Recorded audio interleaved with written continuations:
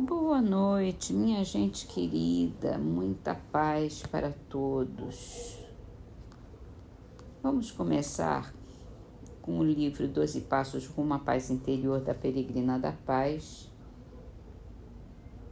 E aqui tem a sua mensagem. Ela andou mais de 25 mil milhas dentro dos Estados Unidos espalhando essa mensagem. Esse é o caminho da paz. Vence o mal com o bem, a mentira com a verdade e o ódio com o amor.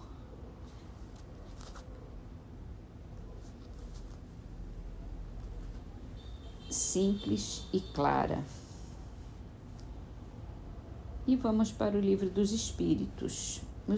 Aqui estamos falando sobre a lei de Deus, a lei divina ou natural. E Kardec pergunta se Deus confiou a certas pessoas a missão de revelarem sua lei. Sem dúvida, em todos os tempos, houve pessoas que tiveram essa missão. São espíritos superiores que encarnam com o fim de fazer progredir a humanidade. E a gente tem essa dimensão, essa noção de que muitas pessoas passaram já por esta terra falando da mensagem de Deus, reafirmando a mensagem de Jesus, esclarecendo cada vez mais e praticando, principalmente praticando os ensinamentos de Jesus, que é a lei divina. No livro A Gênese, nós estamos estudando as predições do Evangelho e hoje lemos o item chamado Ruína do Templo e de Jerusalém. Se refere a 5 passagens do Evangelho. A primeira é de Mateus, as outras são de Lucas. De Mateus, capítulo 24, versículos 1 e 2. Quando Jesus saiu do templo para ir embora, seus discípulos se acercaram dele para lhe fazerem notar a estrutura e a grandeza daquele edifício. Ele, porém, lhes disse: Vocês veem todas essas construções? Eu lhes digo em verdade que serão de tal maneira destruídas que não ficará pedra sobre pedra. A primeira passagem de Lucas é do capítulo 19, versículos 41 a 44. Em seguida, tendo chegado perto de Jerusalém, contemplando a cidade, ele chorou por ela, dizendo: se ao menos neste dia que ainda te é concedido, reconhecesses aquele que te pode proporcionar paz. Mas agora tudo isso se acha oculto aos seus olhos. Tempo virá, pois, para ti, desgraçada, em que teus inimigos te cercarão de trincheiras, te encerrarão e apertarão de todos os lados, em que te deitarão por terra, a ti e aos teus filhos, que estão dentro de ti, e não te deixarão pedra sobre pedra, porque não reconheceste o tempo em que Deus te visitou. Depois é uma passagem de Lucas, capítulo 13, versículo 33 a 35.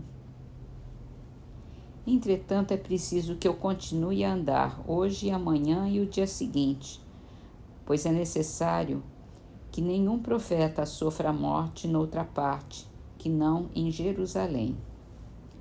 Jerusalém, Jerusalém, que matas os profetas e apedrejas os que te são enviados. Quantas vezes hei querido reunir teus filhos como uma galinha reúne sob as asas os seus pintinhos e não o quiseste. Aproxima-se o tempo em que vossa casa ficará deserta.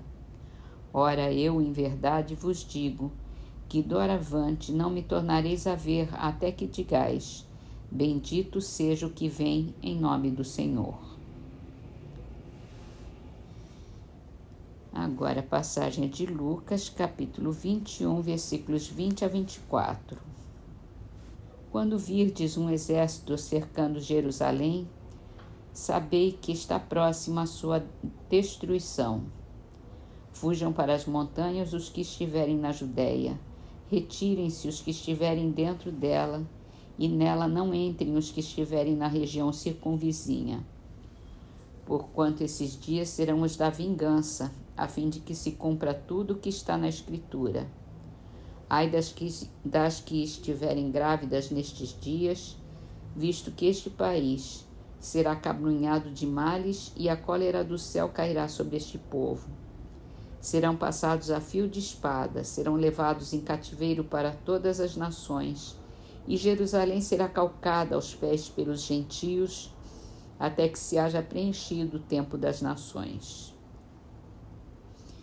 E a última passagem está em Lucas, capítulo 23, versículos 27 a 31. É quando Jesus está avançando para o suplício.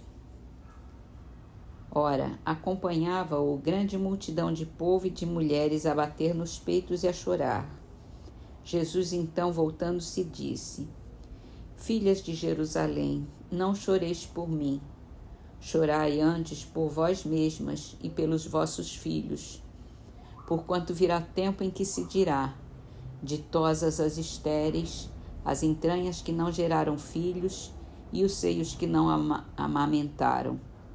Todos se porão a dizer às montanhas: caí sobre nós, e as colinas, cobri-nos. Pois se tratam deste modo o lenho verde, como será tratado o lenho seco? A faculdade de pressentir as coisas por vindouras é um dos atributos da alma e se explica pela teoria da presciência. Jesus a possuía, como todos os outros, em grau eminente. Pôde, portanto, prever os acontecimentos que se seguiriam à sua morte, sem que nesse fato haja algo de sobrenatural, pois que o vemos reproduzir-se aos nossos olhos nas mais vulgares condições. Não é raro que indivíduos anunciem com precisão o instante em que morrerão. É que a alma deles, no estado de desprendimento, está como o homem da montanha. Abarca a estrada a ser percorrida e lhe vê o termo. Tanto mais assim havia de se dar com Jesus, quando, tendo consciência da missão que viera desempenhar, sabia que a morte no suplício forçosamente lhe seria a consequência.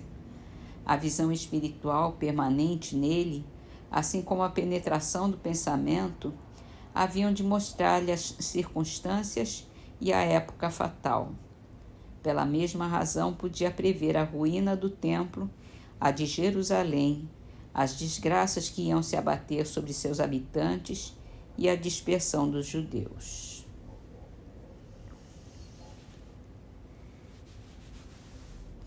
E assim a gente tem essa perfeita noção de que Jesus tinha uma capacidade de presciência muito maior do que qualquer um de nós, de qualquer um que já tenha existido nessa terra. Ele sabia de tudo que estava para acontecer e sabia o que ia acontecer antes de ter acontecido.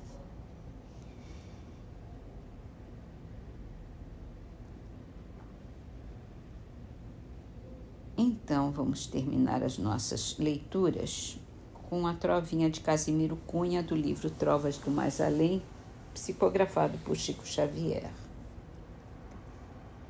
Verifica o que semeias, toda colheita é segura. Aquilo que procuramos vem sempre à nossa procura.